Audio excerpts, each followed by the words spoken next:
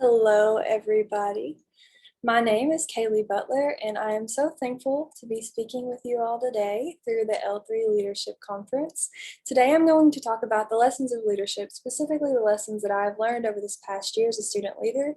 In case you didn't know, I am currently the student body president at LWC, and I'm hoping to use the L3 conference's motto or theme this year, rather, challenge, change, and commitment to talk about my lessons of leadership.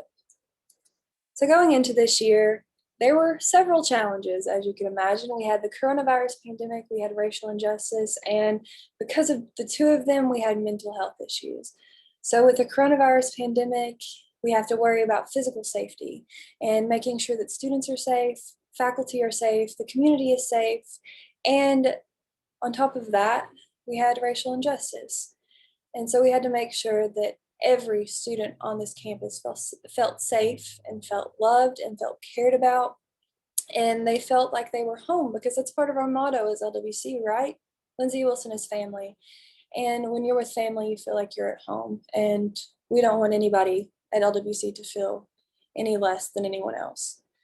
And so facing the coronavirus and racial injustice, it's ultimately going to lead a lot of students to having mental health issues and a lot of people surrounding us having mental health issues as they try to combat or deal with these things and they work through these things. So those were the challenges that we had going into this year. And when we get into change, which is next, we'll see kind of how we dealt with it and how we tried to take care of those challenges because we made them our goals for the semester. So some of the changes that happened, as you all know, people have to wear masks on campus, they have to wear them to class, they have to wear them to events, they'll have to wear them anytime they're within 6 feet of people, right? That's our physical distancing measures. And so also we had to change our events to include temperature checks. And also we had to make sure that events were taking place outside as much as possible. That way we had proper ventilation and people weren't getting sick simply by being inside where the air filter might fail or the aeration just quits working.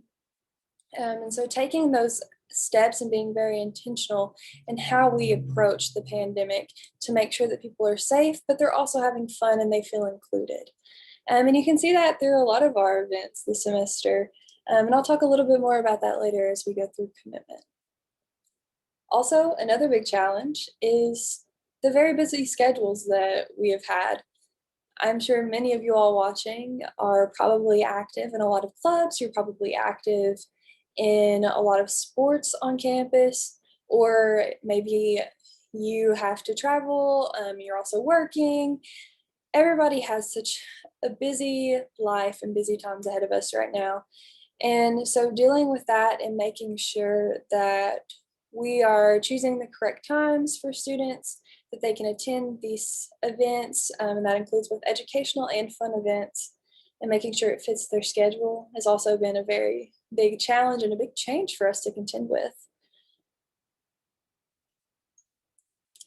Here we go. So as we deal with these challenges and these changes that we've had to make to deal with these challenges, we come to commitment. So there comes a point within leadership, you have to find your own inner strength.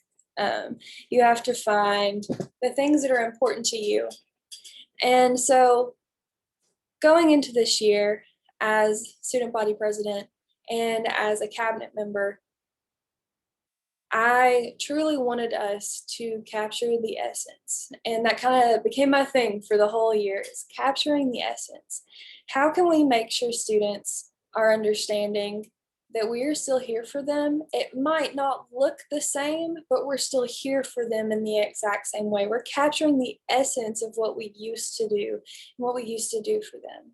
And we did this through events like Lindsay Idol. Even though it was virtual, we still gave out prizes. We still had fun. It was still a good time, but it was safe for everybody. So it's that balancing act of capturing the essence. It might not be perfect and it might not be exactly what everybody wants or needs, but everybody's safe and everybody has fun. Also with that, we had walk-in wins that we did outside where we gave away a lot of food, laundry supplies, anything that students might need or be interested in. We gave those away at the walk-in wins and TVs because, as you know, with COVID, we can't really go anywhere. So making sure that they had access to the glorious thing that is Netflix and Hulu. So making sure that we are providing for the students in whatever way that we possibly can to make them feel loved and to make them feel safe on this campus. And that's how we went about capturing the essence of normal, capturing that essence of LWC as family. Lastly, or not really lastly, but next, prioritizing health and wellness and creating a safe environment. Those two things go hand in hand with capturing the essence, right? We want things to be normal and we want them to be fun, but we have these limitations that we have to deal with. We have to deal with the mask and we have to deal with the 6 feet distancing. And we have to make sure that students aren't putting themselves in a compromising position physically, um, just because we want to have a good time, or just because we want to have fun, or just because we need them to learn something.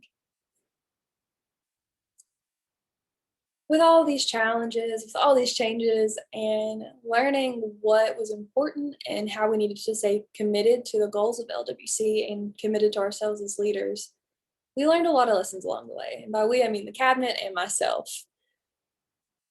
So navigating leadership during difficult times is an interesting experience. Um, and it teaches you a lot more than probably anything in your entire life. One of the most important things, I guess I will tie these two together. Two of the most important things that I learned were listening and transparency. When it comes down to it, people just want to be heard. And it's good that they're heard. You need that variety of perspective. You need those opinions to make sure that we are staying a student-centered institution. And so taking a moment to listen, yes, provide them with information, be authentic with them, let them know what is going on, but then take a step back, sit down and listen. And when I say listen, I mean truly. Don't object, don't try to make changes to what they're saying. Let them come to you honestly and openly and share what they're going through, what's going on, whether they agree, whether they disagree. And that is what makes leadership so interesting, so fun, and so adaptable. So making sure that you're listening and you're being transparent. And on top of that, when you're partaking in that transparency and listening, provide opportunities and empower others. If you see that there's an issue that somebody is like just truly passionate about and they want to make that change, give them the resources, give them the money, give them the power to go about making those changes. Make sure that they're in contact with the person that they need to be with on campus to get the ball rolling. Make sure that if they want to pass out food or distribute food for a food drive, that you're providing them with money and flyers and things to get the word out. Just helping students and making them feel like they can, not necessarily making them feel, but truly helping them see that they can make a change and that they are important and they themselves are leaders because they are passionate about things. And lastly, I think that we've learned this just with the crisis in general. Look for potential and address weaknesses. We constantly need to be looking for new roads, new paths, new avenues to get to where we want to be and to provide the structure and the atmosphere that we need for this institution and that we need to be student-centered. So constantly looking for things that can help us, that can help us grow, that can help us change, and that can help us become a better version of ourselves is something that is so important.